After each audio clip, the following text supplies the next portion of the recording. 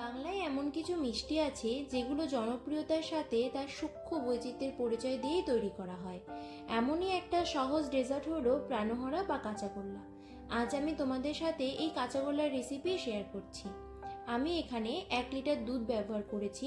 প্রথমে দুধ ভালো করে ফুটিয়ে নিয়েছি। এরপর 3 চামচ ভিনিগার আর 3 চামচ জলের মিশ্রণ দিয়ে ছানা কাটিয়ে নিয়েছি। ভিনিগারের গন্ধ দূর করতে ছানাকে জল দিয়ে ধুয়ে নিয়েছি আর একটা ডাবুর সাহায্যে চেপে এক্সেস জলটা বের করে নিয়েছি আর রেস্টে রেখেছি 10 মিনিট। 10 মিনিট পরে ছানাটা খুব ভালো করে মিহি করে মেখে নিয়েছি। এরপর দুভাগে ছানা ভাগ করে নিয়েছি।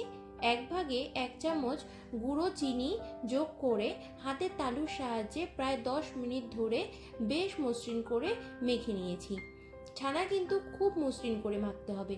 ছানা মাখার উপরে নির্ভর করে মিষ্টি কতটা নরম হবে। এরপর একটা প্যানে চিনি আর ছানার ডোটা দিয়ে তাতে 3 চামচ কনডেন্স মিল্ক যোগ করে বেশ ভালো করে পাকিয়ে নিয়েছি, যাতে ছানায় কোনো রকম জল না থাকে। এই সময় গ্যাসের ফ্লেম লো রেখে কন্টিনিউয়াসলি নেড়ে যেতে হবে, যাতে ছানা নিচে না ধরে যায়। এরপর আলাদা করে রাখা ছানার সাথে এই ডোটা মিশিয়ে আবারও খুব ভালো করে মেখে নিয়েছি, যাতে ছানাটা পুরো স্মুথ হয়ে যায়। এমন করে মাখবে যেন মিষ্টি মুখে পড়লেই মিলিয়ে যায়। এরপর হাতের সাহায্যে মন্ড করে গোল শেপ করে নিয়েছি আর গুঁড়ো দুধে কোটিং করে নিয়েছি। তোমরা চাইলে নারকেলের গুঁড়োতেও কোটিং করতে পারো। 1 লিটার দুধ থেকে আমার এখানে 6টা কাঁচাগোল্লা তৈরি হয়েছে। এরপর একটা চপস্টিকের সাহায্যে গর্ত করে তাতে অরেঞ্জ জেলি ভরে দিয়েছি আর গার্নিশ করেছি কেশের ধাগা দিয়ে।